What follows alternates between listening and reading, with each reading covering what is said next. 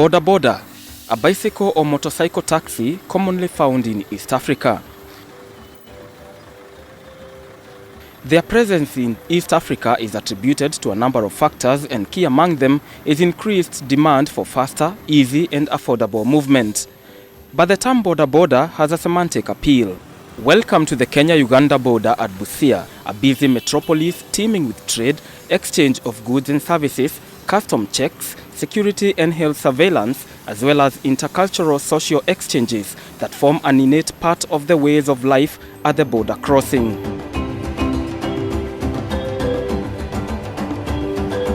The border town is one of the busiest border crossings in the country. Many vehicles transporting goods arrive and leave the one-stop border post where customs and revenue collection procedures take place.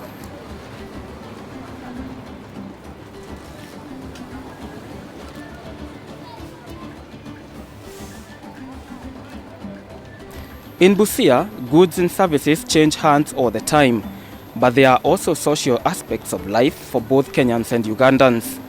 The term boda boda was born here. Traders started using motorbikes as a means of transport for both goods and people. Due to its popular use at the Busia border, the boda bodas became very popular in Kenya, and now we have them countrywide. Boda boda is therefore a derivative of border-to-border movement. In fact, the border crossing here is only an imaginary line. People here are interconnected by intermarriage and clan. They cross the border for social events such as weddings, funerals and birthday celebrations. A keen observation of this bustling town reveals that for both Kenyans and Ugandans, trade and stately interests are not all that cements relations for the two countries. Social interests too play a big part for people of both sides of the divide.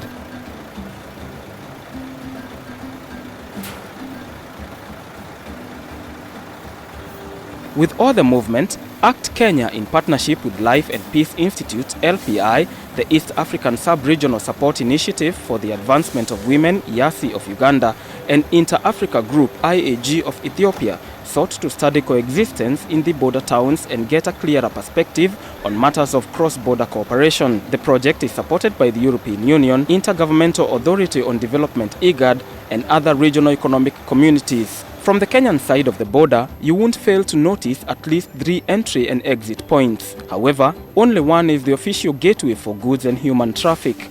The other 2 are on either sides of the official crossing.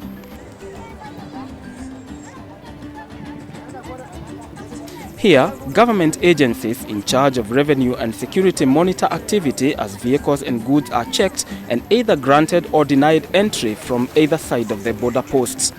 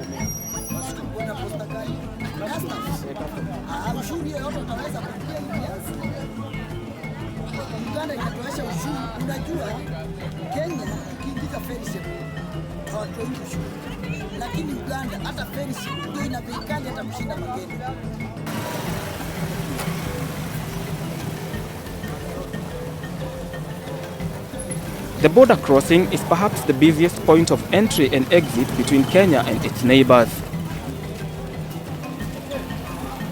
Bureaucracy sometimes makes movement and trade difficult for small traders in Busia, but it's perhaps the lack of information on simplified trade that's a major source of avoidance of the one-stop border posts by some traders.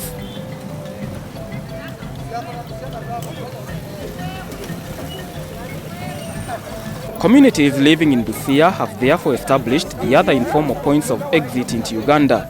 On either side of the manned border post are the other two crossing points. Soko Sofia is this crossing to the right-hand side of the official border crossing. Goods pass through this point informally under mutual consent between the cross-border communities.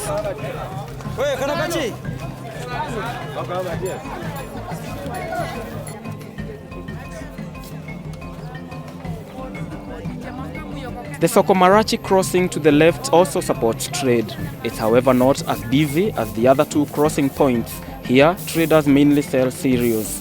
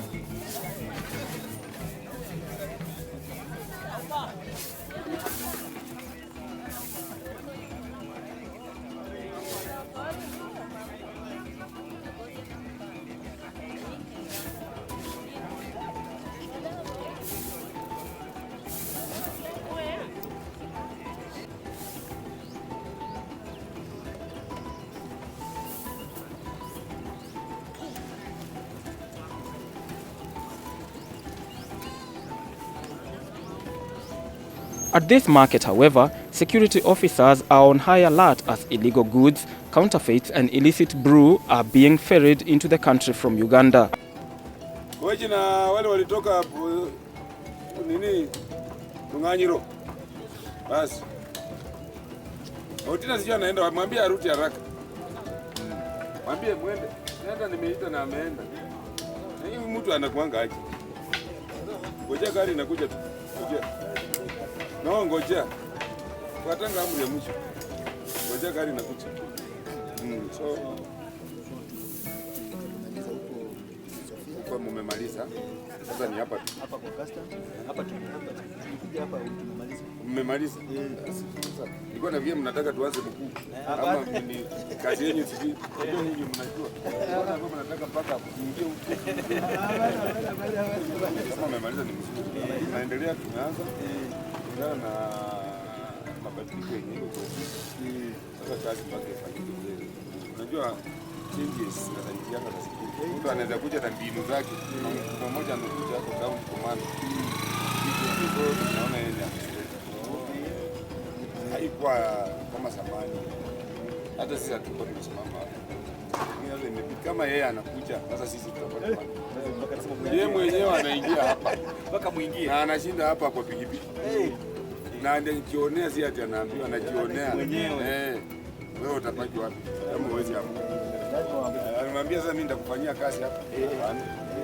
Fanya hapo. Tutolea tu. Si ati tunalipa mshahara. So tunaendelea kumshukuru. Jana tulikuwa na mwingine anakuja leo. Huyo baadaye huko alipata challenge kubwa sana. Hii hata vitu inapita hapa. Waliongea matope watu wa hapa wanakuanga hapa. Tunajua wanajua kila kitu. So nikamwambia wewe nawe wewe mwenyewe kaza. Kaza na ukikaza itajulikana kutajulikana. Si ndio? Kaza tu. Kaza tu. You know what? Ile knowledge ya hii. Sasa watu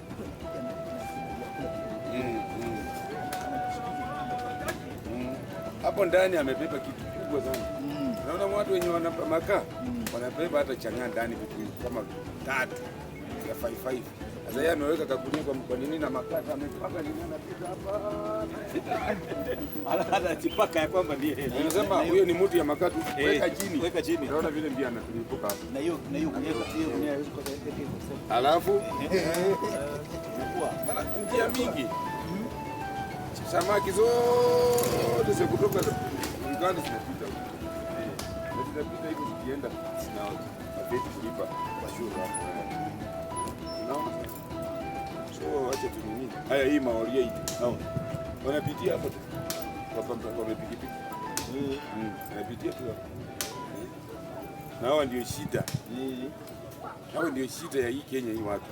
Anasema atafanya kazi. Na complex ni kitambulisho yake ya Kenya cha kupea tu nini. Alafu sasa wacha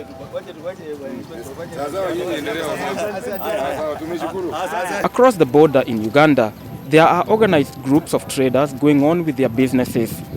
They cross over to Kenya to sell their wares and seek other government services such as healthcare and education.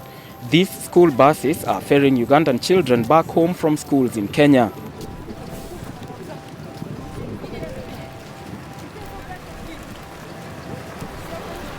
But why are there glaring differences in trade and life at the same border post between the two countries?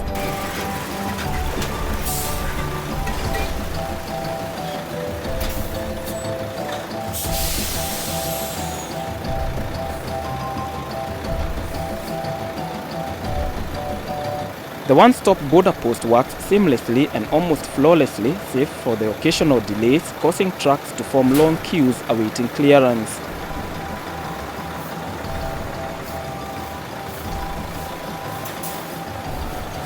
There is an urgent need for simplified trade practices among the communities in Busia.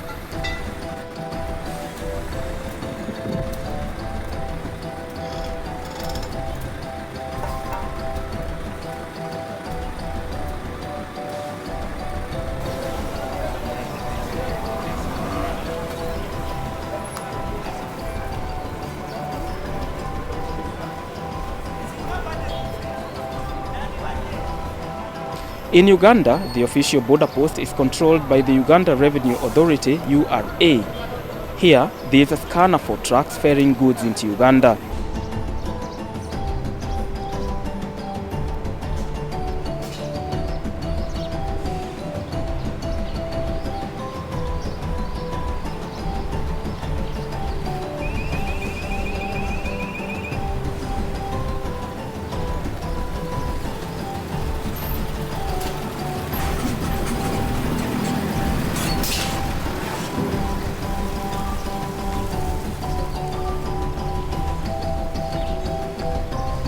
At the border crossing, money changers are on hand to assist traders and travelers with Ugandan or Kenyan currency. Busia is a town of unique ways of life. The border transport comes in handy for locals transporting goods and services from the Kenyan Busia to the Ugandan Busia. It's an affordable ride that gives locals unique experiences and conveniences as they trade and visit relatives for social gatherings within and across the border.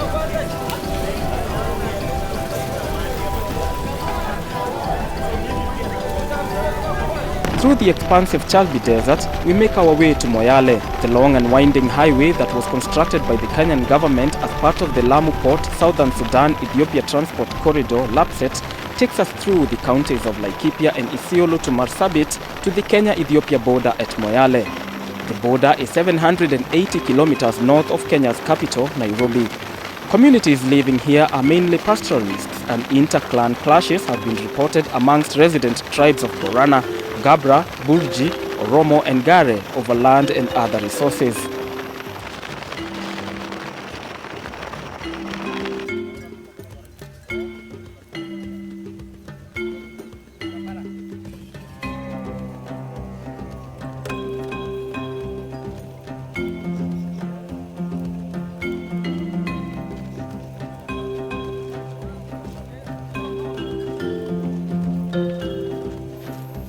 There is the occasional spilling over of violence into Ethiopian pastoral communities, and the effects are felt across the border.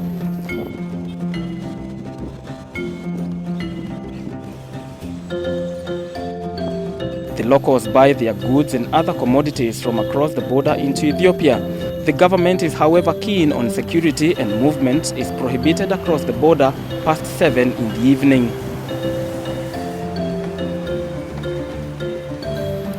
Due to security restrictions, we are unable to film any activities on the border post. The Kenya-Ethiopia corridor is a closed border. It is part of LAPSSET, an ambitious transport corridor that envisions booming movement of goods and people through Kenya into the landlocked Ethiopia. So far, construction of shipping berths at the Lamu port is still ongoing, with the Lamu-Isiolo highway still in the works. The highway from Isiolo to Moyale is already in operation. Ethiopians coming to Kenya come to hawk their wares, selling shoes and belts as well as buy electronics. But there is also cross-border trading of donkeys, camels and other livestock. Sources at the revenue collector say there is rising concern whenever livestock cross the border without requisite documentation for tax. Rampant tension and fears for inter-clan fights affect smooth trade a great deal at the Moyale border crossing. The border here is also unique. Unlike the Kenya-Uganda border, Kenyan trucks transporting goods into Ethiopia must offload at Moyale on the Kenyan side and goods loaded into Ethiopian trucks for onward transport into Ethiopia. This process consumes travel and delivery time, thus affecting trade flow between the two countries.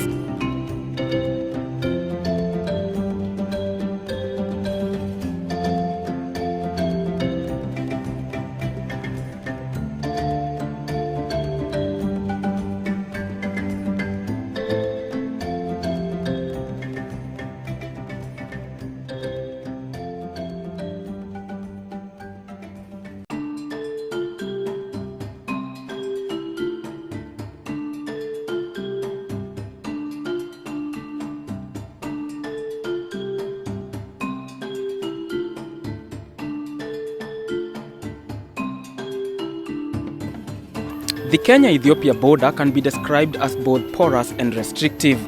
On the one hand, it is not easy to ferry goods into Kenya from Ethiopia due to highway security surveillances along the highway and at the border posts. But on the other hand, goods move on motorcycles unchecked from Kenya into Ethiopia, which creates an impression of security imbalances between trading communities that live in the border town of Moyale. As we filmed for this documentary, security operators were deployed to monitor our operations at the informal crossing point, which makes it difficult to capture any further information. The Moyale border post espouses a lot of potential for trade facilitation. However, completion of the LAPSSET project might just be the requisite engine required to open up trade between Kenya and Ethiopia and create a one-stop border post mainly for trading of goods and services. Resolution of recurrent conflict between communities living along the Kenya-Ethiopian border is also a key factor that will spur growth and lead to more vibrant cooperation among the border communities that currently live in perpetual suspicion.